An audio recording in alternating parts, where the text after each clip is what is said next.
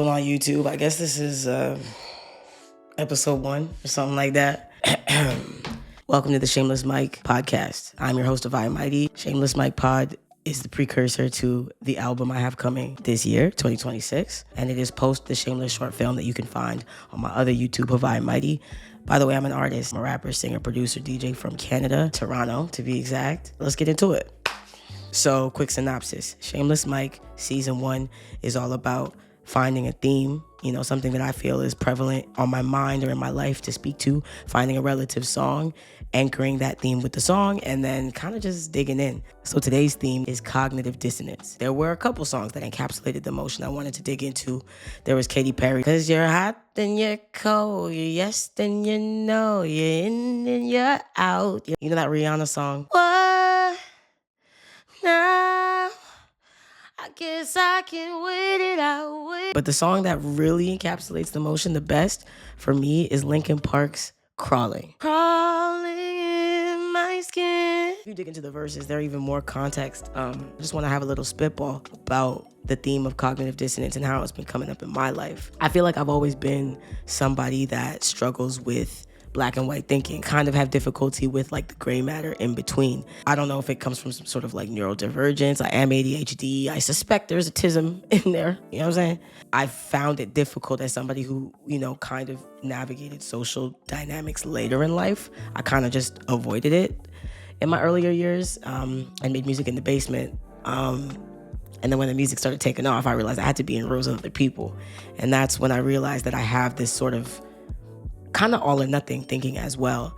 And I've tried to rationalize experiences in my life, like trying to relate everything in this cosm of all things to one thing, like, these 8 things compound to explain this one thing, or these 18 things, or these 8,000 things. Like, that's how I've tried to work through a lot of conflicting concepts in my mind, being unable to hold space for the reality of what cognitive dissonance is, that things are multiple things at once. You could have a friend who has qualities that are positive, and yet that person might not be positive to you. You could like the way something tastes, but no, it's not good for you. You know what I'm saying? Like, that's what cognitive dissonance is. And I feel like it's kind of ingrained into and embedded into all things. And so when you don't know how to grapple with that concept, when you can't sit with the discomfort of multiple realities existing at the same time, if your mind can't hold all of what is, then you will ignore parts of what is and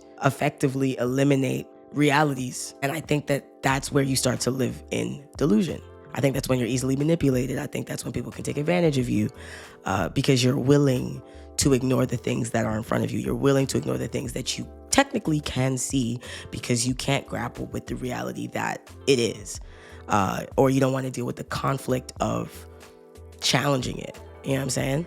And, as a Sagittarius who is quite vocal, Libra moon as well, I care a lot about fairness and justice. I didn't think this was a problem that I had. I'll be honest with you. I did not think this was a problem that I had. I felt like I was the type of person to not be easily taken advantage of, the type of person that could discern, the snakes in the grass and kind of like snip when necessary. But I had so many dynamics that I couldn't process what was happening, or I was able to stay kind of in this orbit where the other person was in significant control over whether I stayed, whether I left. I couldn't manage the realities that the things that I knew about them may still be true, or were once true, or were curated to seem true. And yet what was in front of me was like maybe the exact opposite. Like, I just couldn't really handle it. And so I think what happens with that sort of discomfort is you become very reactive, but also controllable. Like, you kind of react to what's in front of you in that moment. But because of your reactivity and the fact that you kind of put everything on Front Street, you wear everything on your sleeve, other people will know kind of exactly how you're feeling, how you arrived at said conclusion, and what they would need to say to kind of get you to get back in the box. Like, you'll climb back in that box all on your own, but it's because being outside of the box is scary. They know that you don't want to be outside of the box, that you don't want to, kind of accept the difficult thing. They know that you don't want to do that. So you make it real easy to be kept in orbit, because you tell people exactly what your fears and concerns are, and then they can just kind of like mitigate it when necessary, just to keep the game going. You know what I'm saying? So here's the thing, right? I think at the root of not accepting cognitive dissonance is the insecurity of, what if I'm right? And what if this person isn't who I think they are? Then what? So your brain might do something like, okay, well, maybe I'm missing something because there was a version of them that I remember that differs from what I'm seeing in front of me now. And so I'm gonna use past references and allow that to create a state of stagnance where now I'm confused if what is in front of me is actually real because, well, remember that thing prior. I think a big one is navigating people who have been through significant trauma. I had difficulty holding that person accountable because, well, the trauma. Holding space for both of those things could be like, yes, this person has been through X, Y, and Z, and that wasn't fair. However, that doesn't make it fair to me how I'm being treated because they were once treated horribly. Now you start to contextualize negative treatment with things that make it make sense, when really it's just like, no, horrible things happen to you, but you still horrible to me. I'll even take it a step further. I think that creates this like nice guy thing where you feel the need to always be seen in a certain light. You're not even willing to accept that other people will receive you with cognitive dissonance. If you don't want to be bad to some people or good to other people, you want to seem like kind of good to everybody. So what happens now is you start to modify the version of you for whatever is in front of you. Like if somebody would be receptive to something, now you're kind of adjusting who you are because you know they will receive you better if you infuse, something that they would respect. That's where you get that nice guy concept, right? He's gonna just try to figure out what all of those wants and needs and desires are. And then it's just like kind of, you lose your boundaries. You start to cater to who you think the person wants you to be. They'll kind of put up with the stuff and expect other people to also put up with things, or they'll hold like a certain degree of space that is like really unhealthy and extremely unfair to them. And other people will let them do it.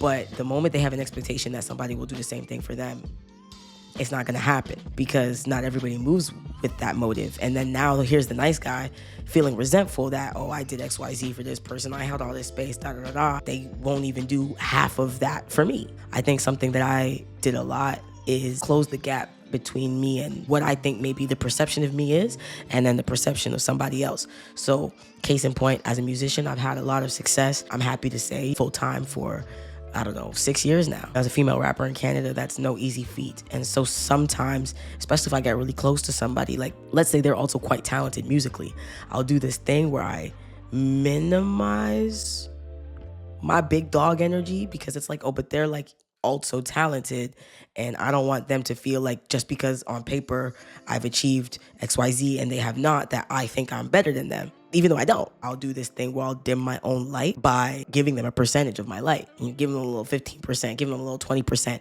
or like I'll dim my light for a little period of time and then be like, okay, turn your light up real bright. And then when I turn my light back on, like I feel like we're a little bit more balanced. Not even walking with this forefront, oh, I'm noble, but just feeling like that's how I am supposed to show up. It wasn't until sobriety, which has been since November 24th. So just like over a month. We're going to a month and a half now, which is incredible. But it wasn't until sobriety that I was able to sort of recognize my frustrations with constantly doing that with all types of people in my life. Just like making myself small and then being mad when other people take up the space I give them and then not giving me that same space or even 50% of what I would have given. And then all of a sudden, the nice guy that like went out of their way to do something for this person, now in my head, I'm kind of like, oh, this person. The reality of that, recognizing myself finally sit with the emotion and be like, I don't like how that feels, made me realize that I was showing up in these dynamics and doing way more than I should. And I had to really like dial it back. I'm like, okay, wait, but why am I dimming my light, right? I had a situation where I dimmed my light and somebody took the space and they ran with it. And then I was mad. And then I talked to some people that I'm close to and they were like, it's kind of your fault. You dimmed your light and all they did was take it. Like they didn't ask. Nobody else dimmed their light for them. You dim your light. It's you. I was like, word. That's crazy. Okay, you right.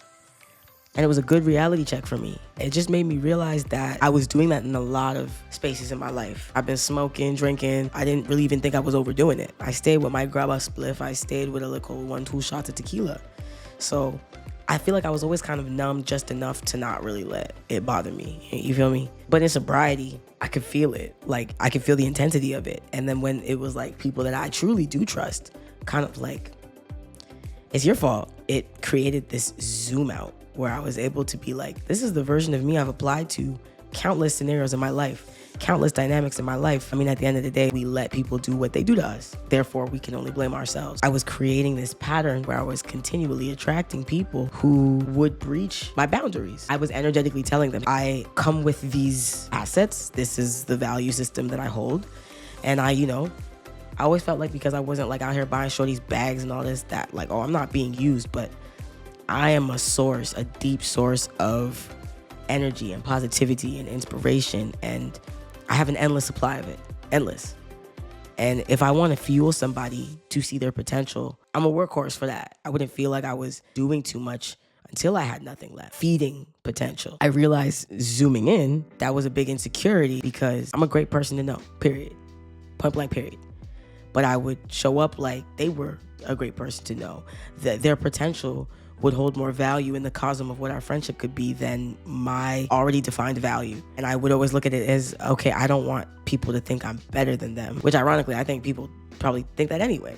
Because when you really, really believe in yourself at such a deep level, I think people will always think that. And I believe in myself at a very deep level. I will say my self-belief is the only thing that saved me from these situations where insecurity was coming out. It's like, yeah, I do have insecurities.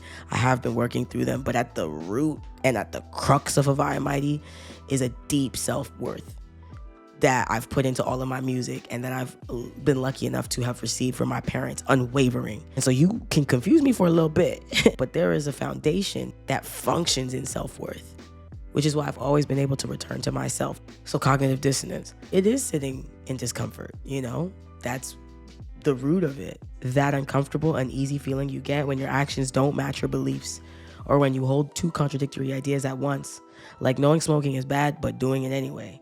This mental conflict creates stress, so you're motivated to reduce it by changing your behavior, justifying your actions, or downplaying the conflict to feel better. So this is perfect. Ignorance is bliss. As I'm closing up this topic, I just wanted to bring it back to the lyrics of the first verse, Linkin Park, Crawling. There's something inside me that pulls beneath the surface, consuming, confusing. This lack of self-control, I fear, is never ending.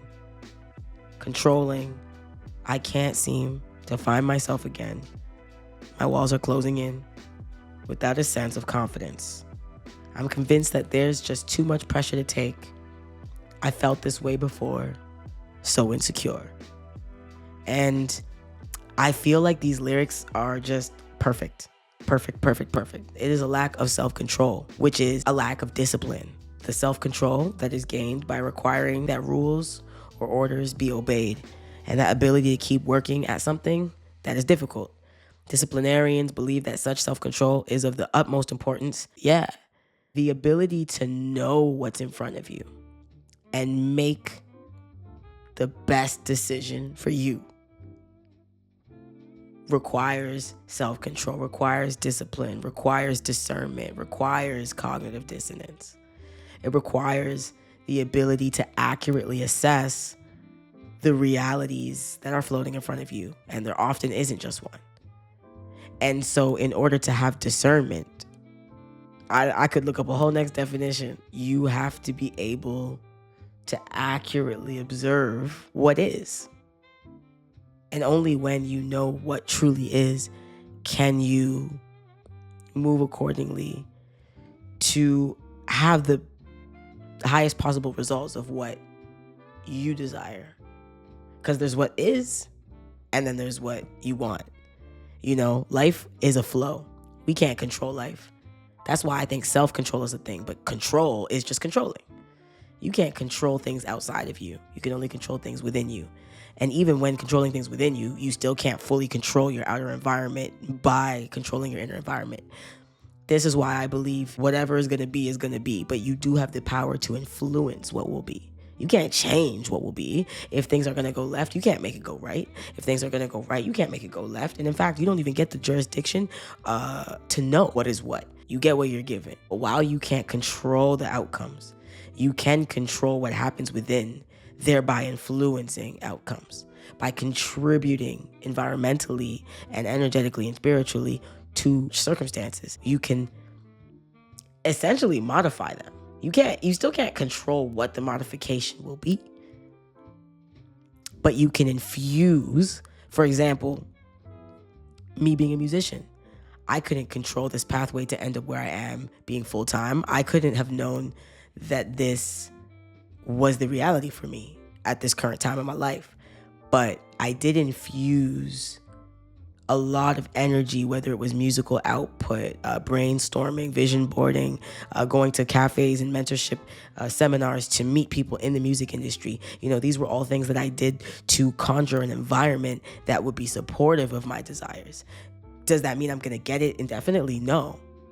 But I did get it, and I definitely feel that in a way I manifested. That word, I think, is just a form of discipline. True manifestation is just discipline. It is steps and actions towards the goal. There is an aspect of luck infused, of course. All this to say, I feel like I kind of got it off. You know what I'm saying? I feel like I went into all of the crevices of this topic. I think sobriety has really helped me, but I think I've officially reached the point where I am able to, willing to, and would prefer to sit in discomfort than sit in a lack of reality, to deal with the hardship of what is than to pretend that it isn't, to disregard delusion and accept that's what's needed. Why not? Yeah, I think that's a wrap. My name is Avaya Mighty. I am your host of the Shameless Mike Pod. This is episode 1. The theme has been cognitive dissonance, the song Linkin Park Crawling, and I'll see you next time. Peace.